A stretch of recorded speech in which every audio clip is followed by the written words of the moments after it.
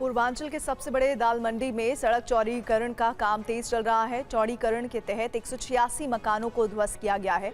ये रिपोर्ट देखिए।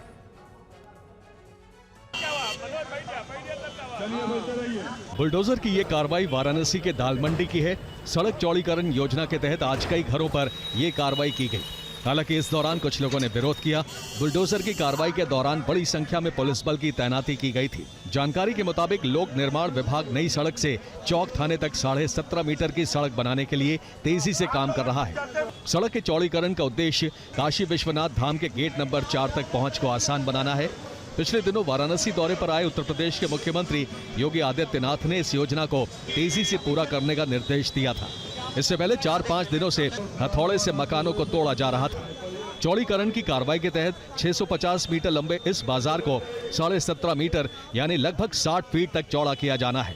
इसको लेकर 215 करोड़ 88 लाख रुपए भी आवंटित किए जा चुके हैं।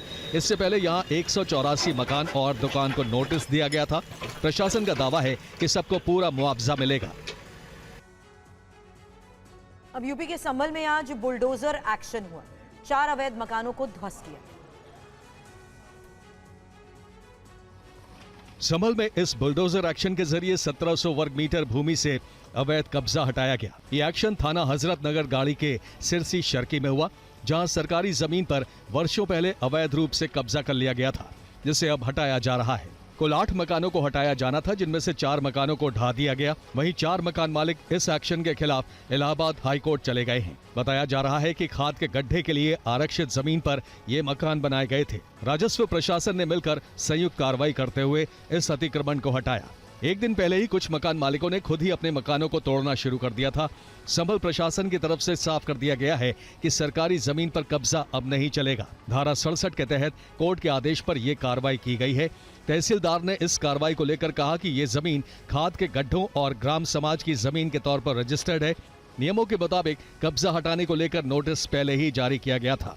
ऐसे में सरकारी जमीन पर अवैध कब्जा बर्दाश्त नहीं किया जाएगा।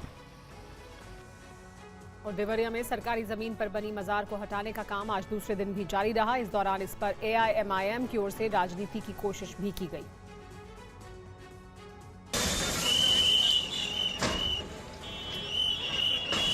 देवरिया में सरकारी जमीन पर अवैध अतिक्रमण करके बनाई गई अब्दुल गनी शाह की मजार पर बुलडोजर की कार्रवाई के बाद मलबे को हटाने और बाकी हिस्से को गिराने का काम दूसरे दिन आज जारी रहा।